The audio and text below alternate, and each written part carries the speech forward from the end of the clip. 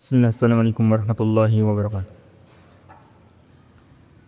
Innal hamdalillah nahmaduhu wa nasta'inuhu wa nastaghfiruh wa na'udzu billah min shururi anfusina wa sayyiati a'malina. Man yahdihillahu fala mudilla lahu wa may yudlil fala hadiya lahu. Asyhadu an la ilaha illallah wahdahu la syarika lahu wa asyhadu anna Muhammadan abduhu wa rasuluh. Ya ayyuhalladzina amanu taqullaha haqqa tuqatih wa la tamutunna illa wa antum muslimun. Ya ayuhan nasu taqu rabbakum alladhi khalaqakum min nafsin wahidah wa khalaqa minha zawjaha wa bassa minhuma rijalan katsiran wa nisaa'a wattaqullaha alladhi tasaaluna bihi wal arham innallaha kana 'alaykum raqiba. Ya ayyuhalladzina amanu taqullaha wa qulu qawlan sadida yuslih lakum a'malakum wa yaghfir lakum dhunubakum wa may yuti'illaha wa rasulahu faqad faza fawzan 'azima. Amma ba'd, fa inna asdaqal hadithi kitabullah wa khairal huda huda Muhammadin sallallahu alaihi wasallam wa syarrul umuri muhdatsatuha fa inna kulla muhdatsatin bid'ah wa kulla bid'atin dalalah wa kulla dalalatin finnar. Jamaah salat maghrib yang dimuliakan Allah Subhanahu wa taala, kita bersyukur pada Allah Subhanahu wa taala masih diberikan nikmat iman wal Islam, kesempatan dan kesehatan untuk tetap bisa beribadah kepada Allah Subhanahu wa taala. Selawat beserta salam kepada Rasulullah sallallahu alaihi wasallam. Jemaah salat maghrib yang dimuliakan Allah Subhanahu wa taala, kembali kita bersama kitab Al-Jannah wan Nar min al-Kitab was Sunnah al-Mutahharah yang ditulis oleh Syekh Abdurrahman. Masih dalam pembahasan kita tentang Al-Mabahas Asani, yaitu kenikmatan hissi, kenikmatan raga yang dirasakan oleh penduduk surga. Setelah beliau sebutkan tentang sungai-sungai yang ada di dalamnya, berikutnya beliau sebutkan tentang para bidadari dan juga tempat tinggal yang ada di dalam surga. Dan di halaman 108 penulis rahimahullah ta'ala membawakan perkataan Al-Imam Ibnul Qayyim rahimahullah ta'ala di dalam kitab beliau, kitab Nuniyah atau syair Nuniyah beliau, yang berkaitan tentang sifat dari pengantin ataupun penduduk surga dan keindahannya.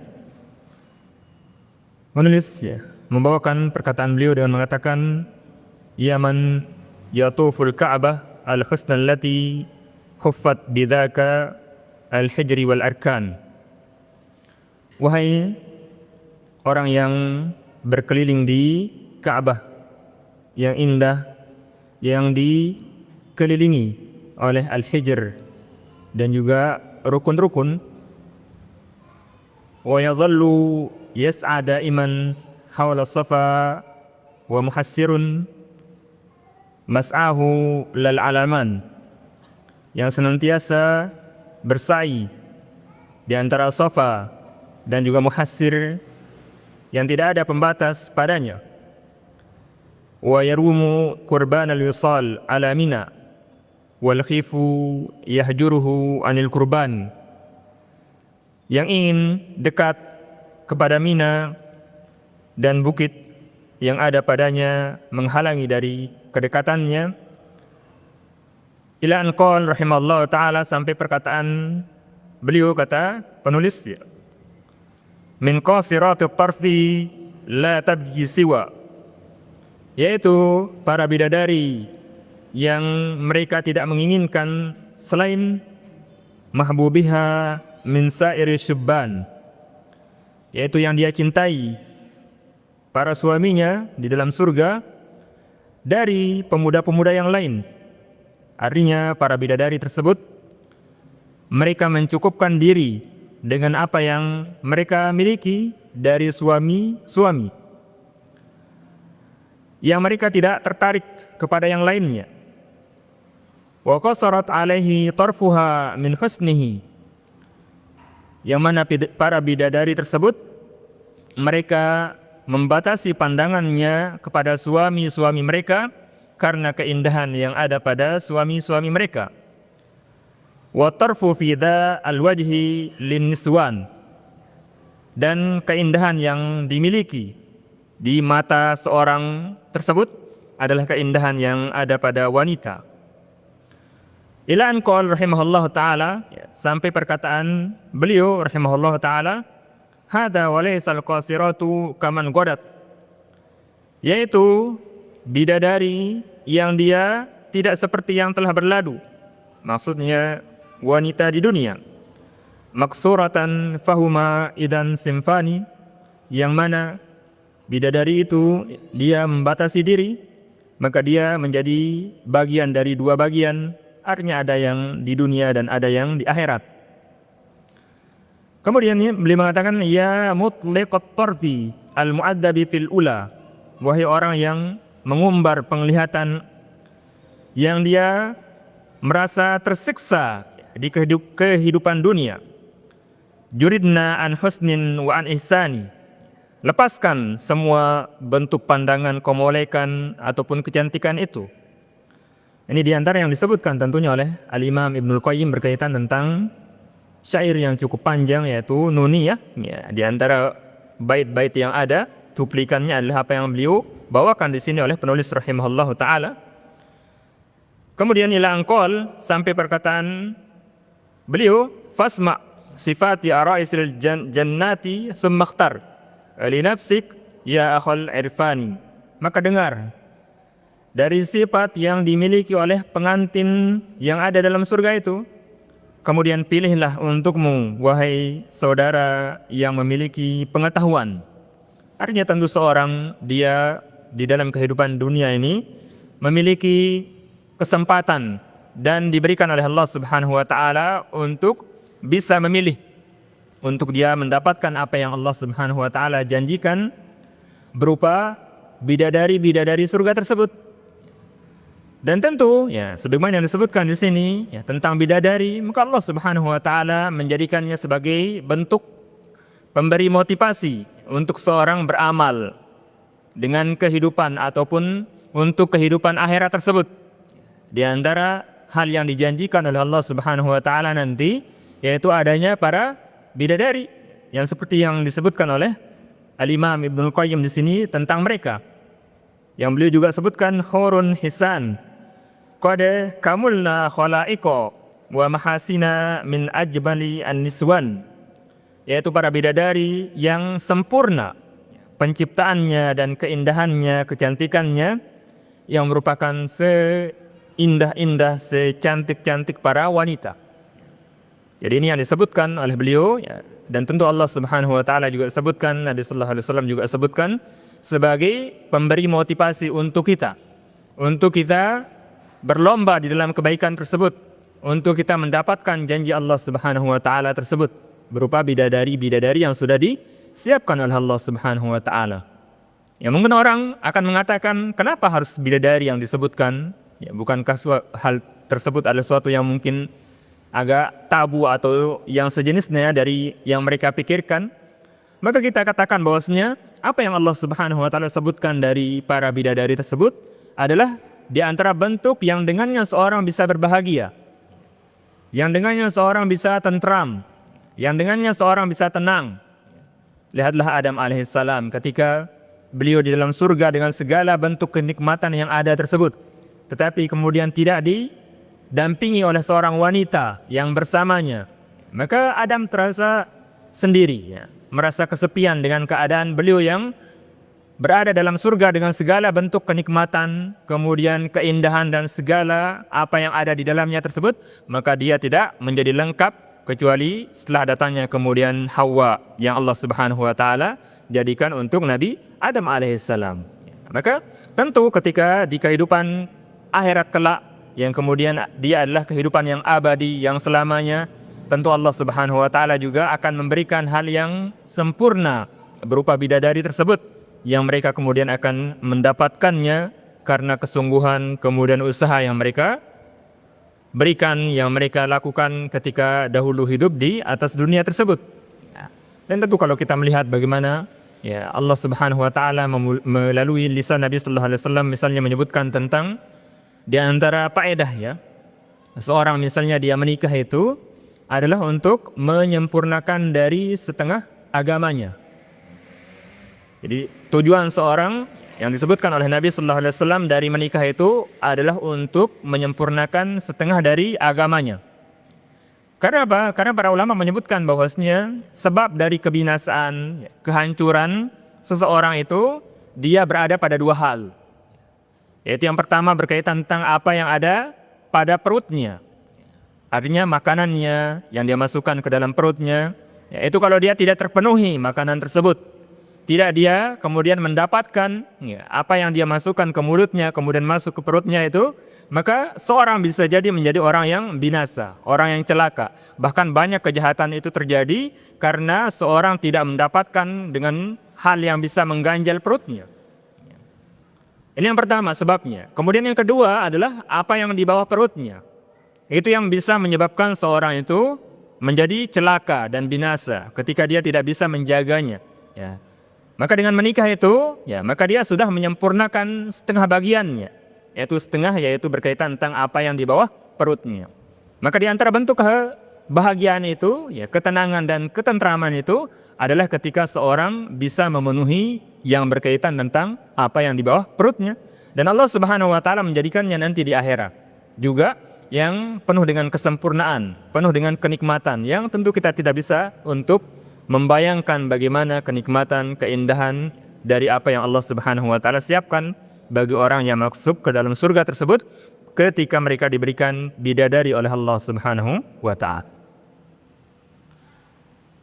Yaqulu syarih rahimahullah taala, pensyarah mengatakan qala Allah taala, yaitu pada firman Allah Subhanahu wa taala, wa zawwajnahum bi haurin 'ain, dan kami nikahkan mereka dengan haurin 'ain, yaitu dengan para bidadari. Jadi orang yang masuk surga itu nanti akan dinikahkan oleh Allah Subhanahu wa taala dengan para bidadari. Al-hur, kata pensyarah, jam'u haura, yaitu jamaknya adalah haura. Wahyal mar'ah asyabah al-hasna al-jamilah al-bayadha, yaitu wanita yang dia masih muda, kemudian dia mempesona, kemudian dia cantik, kemudian dia putih. Kemudian syadidatu sawadil ain, yang sangat hitam bagian mata, yang bagian hitamnya itu sangat hitam. Beda tentunya kalau wanita kalau kita lihat istri antum, maksudnya lihat istri antum gitu Kalau dia bersih artinya hitam pekat matanya, kemudian putihnya juga pekat gitu maka dia menunjukkan sesuatu yang indah sesuatu yang mempesona. Beda kalau kemudian dia merah-merah, tentu beda beda keadaannya matanya kiri kanan penuh dengan merah-merah misalnya. Dia lelah mungkin, dia lelah, dia capek. Beda dengan wanita yang hitam pekat bola matanya itu kemudian bagian pinggirnya putih-putih, maka dia menunjukkan wanita yang sehat, kemudian wanita yang kemudian energik dan sebagainya. Ini di dunia lah seperti itu. Maka Allah Subhanahu wa taala menjadikan itu untuk para bidadari nanti di surga, itu menunjukkan tentang bagaimana mereka adalah wanita yang masih muda, kemudian mempesona, kemudian cantik allati har at-tarf fiha min raqatil jild, yang kemudian mereka memiliki kulit yang begitu lembut wa min sifatil laun, kemudian sifat dari warna mereka yang begitu indah tentunya. Ini berkaitan tentang para bidadari tentunya yang disebutkan oleh Allah Subhanahu wa taala, yang dengannya mereka akan dinikahkan dengan orang-orang yang mereka masuk ke dalam surga. Allah Subhanahu wa taala sebutkan untuk mereka. Qala Mujahid wa sahih anna al-haur annal hur ma'khuzun minal hur fil ain. Bahwasanya yang dimaksud dengan hur di situ adalah hur di ain, ya, artinya di mata itu kaitan dengan tadi bola mata yang dia putih bagian pinggirnya kemudian hitam di bagian tengahnya itu. Wa huwa syiddatu bayadhiha, yaitu sangat putih di bagian pinggirnya, ma'quwati sawadiha, kemudian hitam sekali bagian tengahnya. Bahwa yatadamman al-amrayn, maka dia mencakup dari dua bagian ini, artinya yang hitam tengahnya kemudian putih bagian pinggirnya. Artinya ini menunjukkan tentang kecantikan, ya, tentang bagaimana seorang wanita itu memiliki sesuatu yang indah pada diri mereka.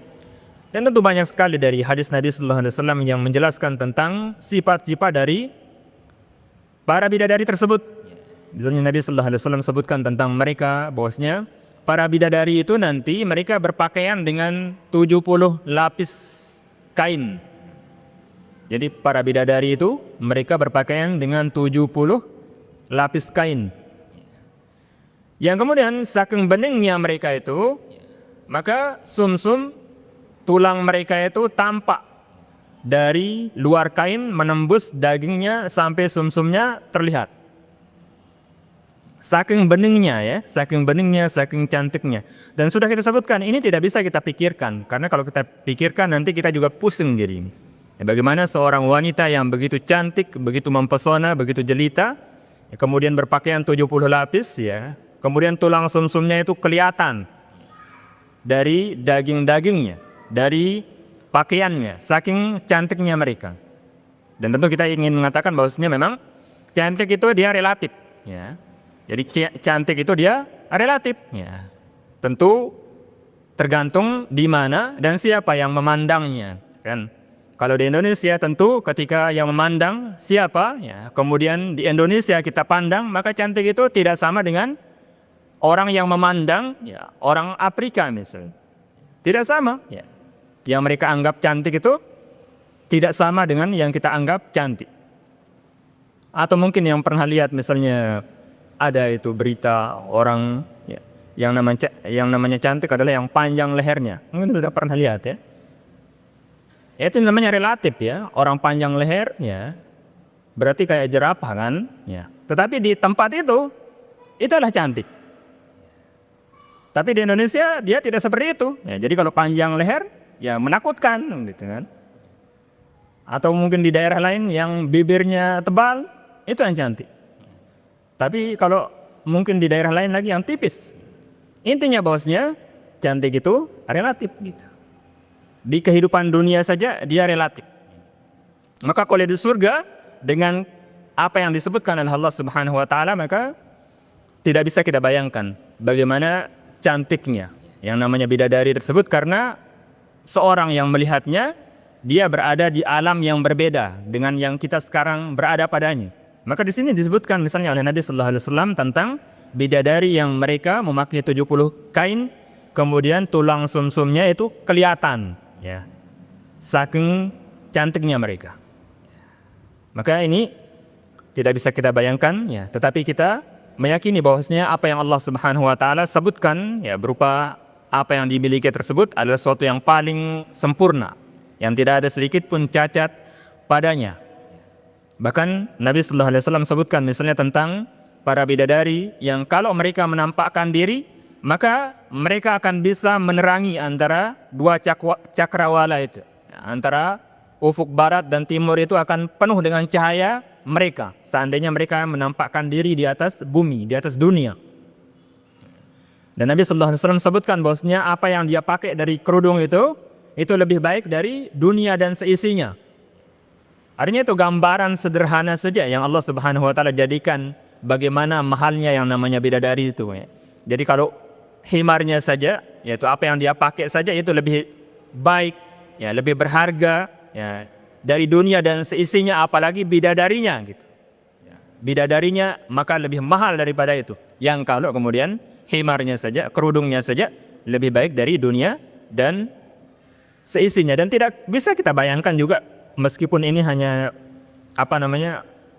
sesuatu yang disebutkan oleh Nabi sallallahu alaihi wasallam berkaitan tentang mereka, bahwasanya ada himar, ya, kerudung, gitu, ya. Ada kerudung yang dia lebih baik dari dunia dan seisinya? Ya tidak bisa terpikir gitu ya. Ada nggak kira-kira antum itu bisa mikir, bisa pikirkan dia ada kerudung ya, yang mungkin panjangnya hanya sampai misalnya itulah sampai lutut misalnya. Tapi dia lebih baik dari dunia dan isinya. Ketika seorang misalnya disuruh pilih mana kerudung ini atau dunia dan seisinya, orang akan mengatakan dengan pasti bahwasanya kerudung ini yang saya pilih gitu. Artinya tidak bisa dibayangkan kan? Ya. Saking berharganya, ya, saking hebatnya. Ini masih dalam tahap dunia gitu. Seandainya mereka mau muncul di dunia kemudian dibandingkan dengan apa yang ada di kerudungnya dengan apa yang ada di dunia semuanya ini, maka lebih baik kerudungnya. Apalagi kemudian di akhirat besok, yang Ibnu Abbas menyebutkan bahwasanya apa yang sama dari penamaan itu, ya penamaan yang sama itu hakikatnya tidak sama. Memang sama namanya, tapi hakikatnya itu berbeda.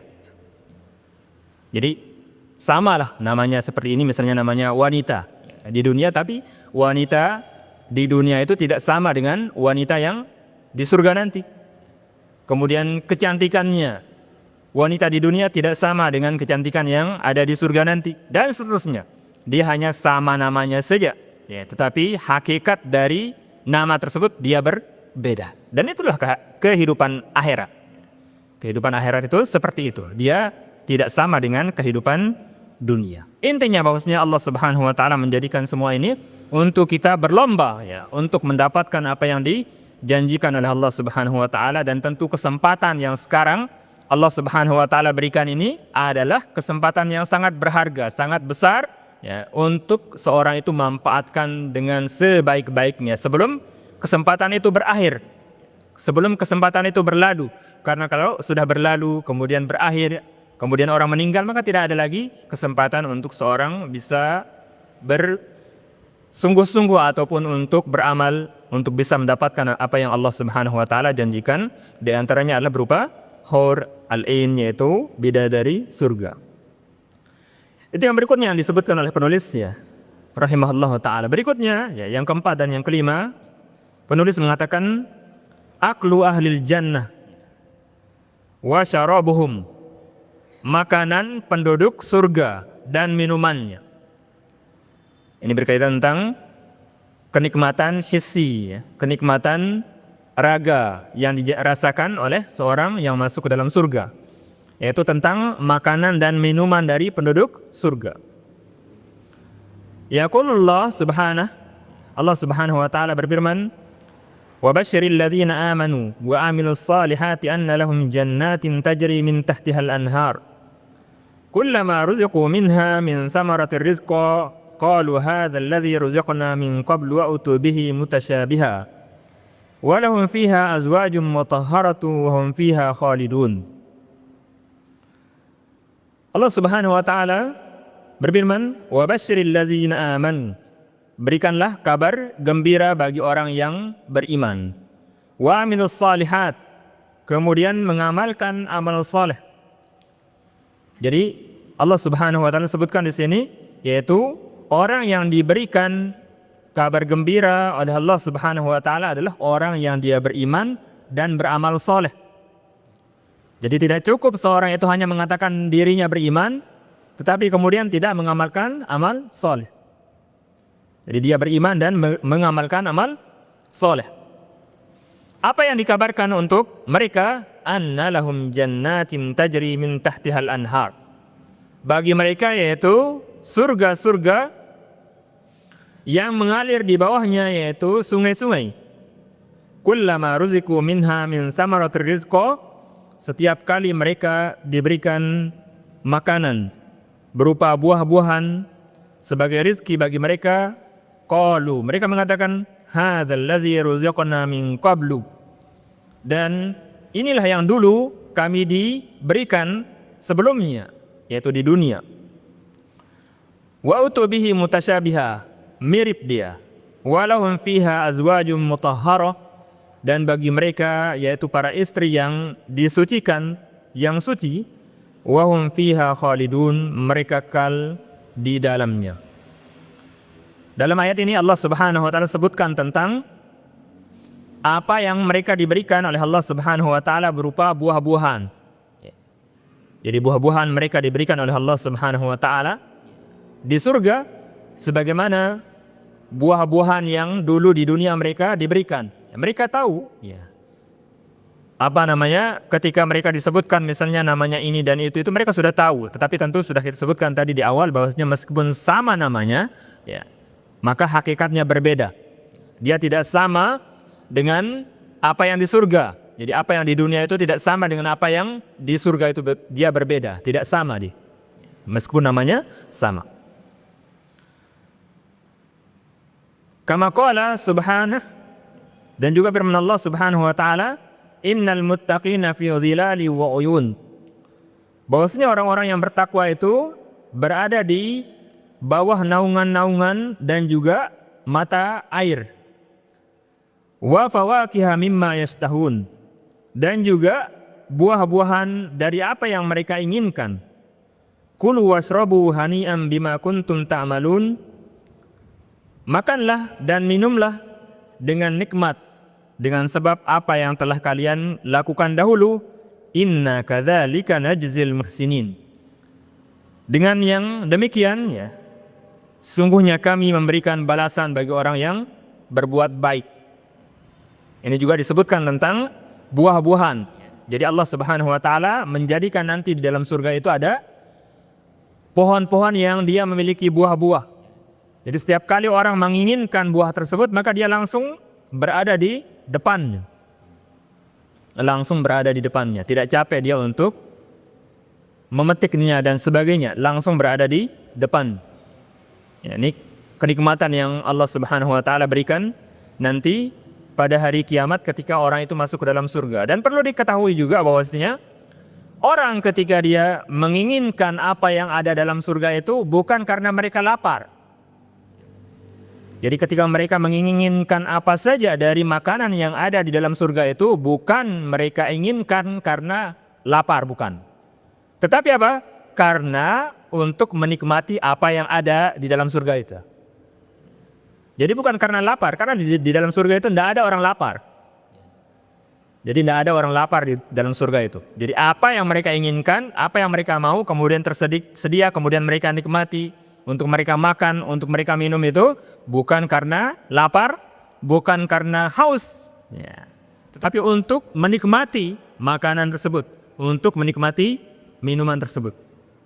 Mungkin contoh sederhananya misalnya kalau orang yang dia hidupnya mewah atau hidupnya tercukupi kemudian apa yang dia inginkan itu bisa dia beli. Ketika dia makan ini dan itu atau dia berburu misalnya kuliner dengan segala bentuk dan macamnya itu, sebenarnya mereka itu makan bukan karena lapar. Tapi apa? Karena ingin menikmati rasa makanan yang beraneka ragam. Bukan karena dia lapar, karena dia memiliki apa yang dengannya dia akan membeli makanan apa saja. Berbeda tentunya kalau orang yang hidupnya tidak tercukupi, maka dia makan itu karena lapar. Dia makan apa yang ada di rumahnya, dia tidak bisa lagi yang lainnya karena memang itu kemampuan yang dia miliki. Tapi kalau orang yang tercukupi hidupnya bisa dia beli ini dan itu, maka ketika dia makan itu, dia makan bukan karena dia lapar, tetapi dia makan karena hanya untuk menikmati apa sih rasanya aneka makanan yang berbagai macam rasa dan bentuk itu. Kira-kira seperti itu Jadi dalam surga itu juga demikian. Jadi ketika mereka makan, mereka minum itu bukan karena mereka lapar ataupun mereka haus, tidak. Tetapi untuk menikmati apa yang ada di dalam surga berupa makanan dan minuman tersebut. Kemudian waqala subhanahu wa fakihatin mimma yatakhayyarun. Firman Allah Subhanahu wa taala, dan buah-buahan yang mereka pilih. Wa lahmi tayrin mimma yastahun, dan juga daging burung yang mereka inginkan. Jadi daging burung juga mereka disiapkan oleh Allah Subhanahu wa taala ketika burung-burung tersebut kemudian terbang, kemudian mereka menginginkan untuk merasakan nikmatnya daging burung, maka tiba-tiba sudah ada di depannya dalam keadaan matang. Ini kenikmatan yang luar biasa yang Allah Subhanahu wa taala berikan, ya. Tidak terbayangkan bagaimana kemudahan yang Allah Subhanahu wa taala jadikan di dalam surga tersebut. Ketika dia berkeinginan kemudian langsung ada. Kalau orang kaya di dunia ya mungkin masih dia harus mesan ke tukang ini dan itu, harus nunggu dulu, kemudian harus mengeluarkan ini dan itu dulu untuk bisa menikmatinya. Meskipun hidupnya tercukupi dengan segala kemewahan yang dia miliki, tapi kalau di surga enggak. Ketika dia menginginkan sesuatu itu, langsung dia datang, langsung dia berada di hadapannya, kemudian langsung dia bisa menikmati apa yang dia inginkan tersebut. Kemudian dibawakan hadis wa an Jabir bin Abdullah radhiyallahu anhu qala qala Rasulullah sallallahu alaihi wasallam ya'kulu ahlul jannah fiha wa yashrabun. Jadi penduduk surga itu mereka makan dan minum. Jadi mereka makan dan minum. Ya. Wala yatagawwatun, tetapi mereka tidak buang air besar. Beda dengan di dunia, ya. Wala yamtahitun, mereka juga tidak mengeluarkan ingus. Wala yabulun, tidak juga mereka buang air kecil. Walakin ta'amuhum zaka jusya'un ka rashil misk. Tetapi makanan mereka itu menjadi sendawa yang dia menjadi keringat, ya, keluar seperti bau misk. Yulhamun at-tasbih wa tahmid kama yulhamun an-nafas, ya, mereka kemudian diilhamkan oleh Allah Subhanahu wa taala dengan tasbih, kemudian tahmid, ya, sebagaimana Allah Subhanahu wa taala mengilhamkan yaitu napas, ya, yang ada pada mereka. Artinya begitu besar kenikmatan yang Allah Subhanahu wa taala berikan bagi orang yang masuk ke dalam surga itu, maka tidak ada lagi kesusahan, tidak ada lagi kegalauan, tidak ada lagi kesulitan, yang ada hanya kebahagiaan, ketentraman, kenikmatan. Maka kesempatan yang ada, ya, terutama tentu orang-orang yang diberikan oleh Allah Subhanahu wa taala umur panjang, maka persiapkan diri untuk mereka menyambut datangnya hari kemudian yang tidak ada lagi kemudian hari setelah itu. Maka barang siapa yang mendapatkan kebahagiaan berupa dimasukkan ke dalam surga, maka merekalah orang yang mendapatkan kesuksesan yang sejati. Tetapi kalau orang itu dimasukkan ke dalam neraka, maka sungguh dia adalah orang yang sengsara, orang yang durjana, dan sungguh malang apa yang dia dapatkan ketika dia masuk ke dalam neraka tersebut. Penulis kemudian mengatakan al-faslus tsani, pasal yang kedua, azabu ahlim nar, yang berkaitan tentang azab penduduk neraka. Al-mabhas al-awwal al-azabun nafsi, berkaitan tentang azab jiwa yang dirasakan oleh penduduk neraka. Sebagaimana di surga ada pembahasan tentang penduduk surga, maka ada azab yang modelnya adalah jiwa yang dirasakan oleh jiwa orang yang masuk ke dalam surga, dan juga kenikmatan yang dirasakan oleh raga orang yang masuk ke dalam surga. Jadi jiwa dan raganya itu mendapatkan kenikmatan dari Allah Subhanahu wa taala. Maka sama juga dengan penduduk neraka itu, jadi dia juga memiliki dua bagian, dua sisi dari azab yang akan mereka rasakan. Yang pertama yang disebutkan oleh penulis rahimahullah taala di sini adalah azab jiwa yang dirasakan oleh orang yang masuk ke dalam neraka.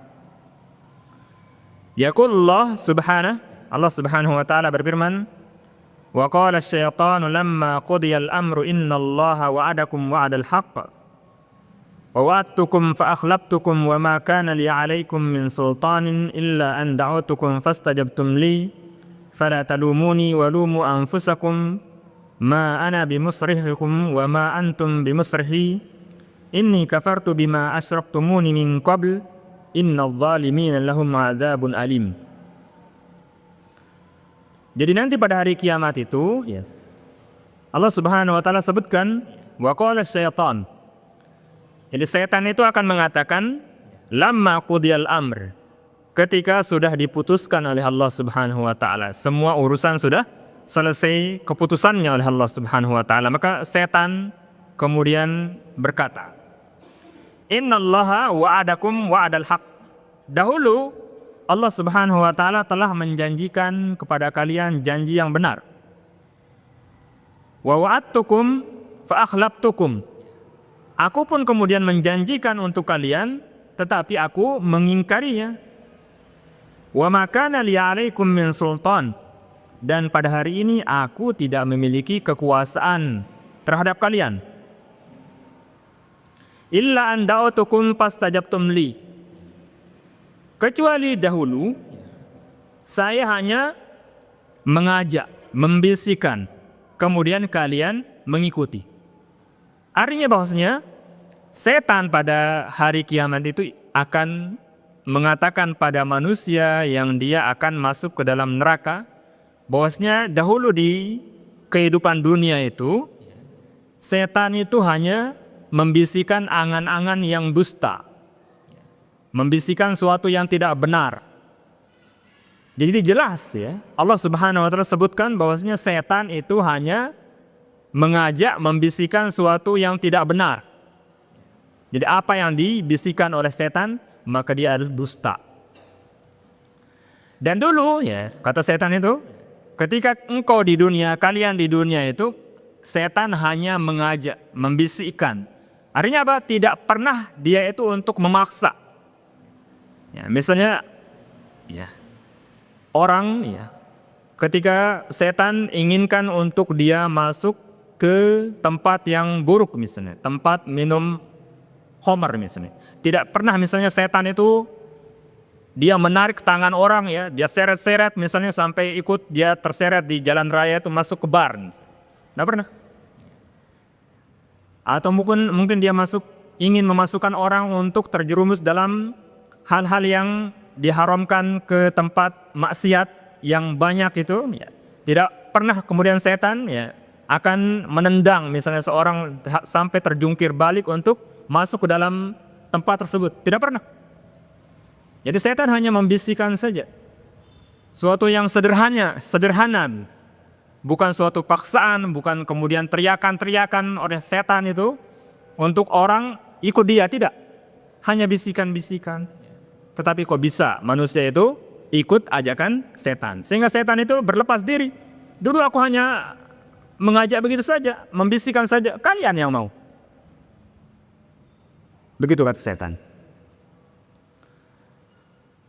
Illa an da'utukum fastajabtum li fala talumuni walumu anfusakum. Oleh sebab itu pada hari ini kata setan, jangan engkau itu, kalian itu mencela saya, tapi celalah diri kalian sendiri. Ya. Toh juga saya dusta pada kalian, kalian percaya. Toh juga saya tidak paksa kalian ikut. Ya sudah, salahkan diri sendiri, jangan salahkan saya. Gitu kata setan. Jahatnya setan itu.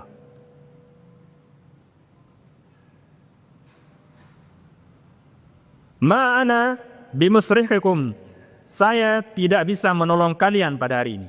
Wa ma antum bimusrihi. Kalian juga tidak bisa tolong saya. Inni kafartu bima asyraktumuni min qabl. Saya mengkufuri, mengingkari apa yang kalian lakukan dari penyembahan kepada saya ya. Ketika kalian berbuat syirik pada Allah Subhanahu wa taala. Innal zalimin lahum adzabun alim. Maka sungguh ya, bagi orang-orang yang zalim itu, bagi mereka adalah azab yang sangat pedih. Apa kaitannya dengan apa yang kita sebutkan atau penulis sebutkan tentang azab jiwa ya? Bagaimana tersiksanya orang ya? Ya. Dia akan dimasukkan ke dalam neraka, kemudian setan ya mengatakan seperti ini pada dia. Jadi begitu tersiksa dia, sudah tersiksa di atas tersiksa gitu. Ya, kalau dia diam mungkin setan itu sudah dia akan merasakan pedihnya azab neraka saja. Ini ngomong itu setan. Ya. Dia mengatakan apa? Dulu hanya saya bisikan, tidak pernah saya paksa untuk ikut saya. Toh kalian ikut. Dulu hanya saya membohongi kalian, tahu saya bohong, ikut saja kalian. Bagaimana terhinanya orang begitu ya. Jadi orang sudah terhina akan dihinakan lagi. Kalau di ungkapan orang Indonesia, tidak usah menghina orang yang sudah hina, ya. Sehingga akan menjadi lebih terhina. Ini enggak, ini setan ini kurang ajar sekali. Sudah tahu orang terhina, dihinakan lagi.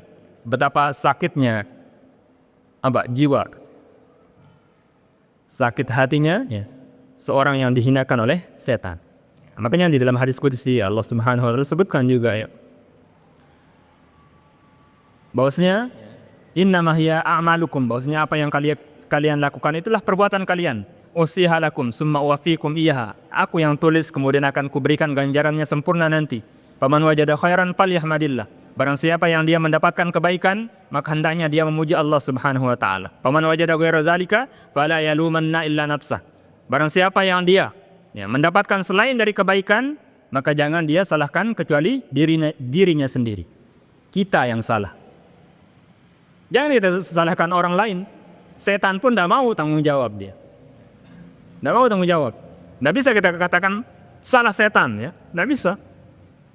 Kita ini yang bertanggung jawab terhadap apa yang kita lakukan. The setan kita tahu adalah musuh kita, kemudian dia berdusta. Seharusnya seorang itu tidak tertipu dengan setan karena dia sudah tahu penipu tapi dipercaya. Dan itu banyak terjadi. Orang sudah tahu penipu, malah senang dengan suatu yang dia ditipu dengan. Kayalah orang mungkin kalau orang yang suka itu nonton sinetron itu, sudah tahu dia sinetron itu dia dusta, malah dia ketawa, malah dia sedih, dia menangis. Ini sudah tahu dibodohi, bisa saja orang dibuat seperti itu. Kira-kira begitulah setan.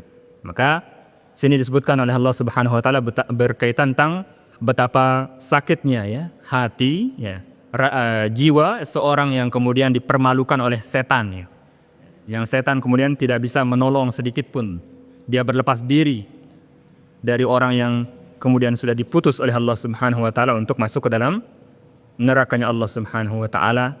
Dan kita berdoa pada Allah Subhanahu wa taala semoga dijauhkan dari tipu daya setan sehingga kita terjauhkan dari api neraka, dan tentu kita tidak ingin menjadi orang yang terhina, kemudian dihinakan lagi oleh setan yang sudah terhina. Betapa hinanya orang dihinakan oleh suatu yang makhluk yang hina.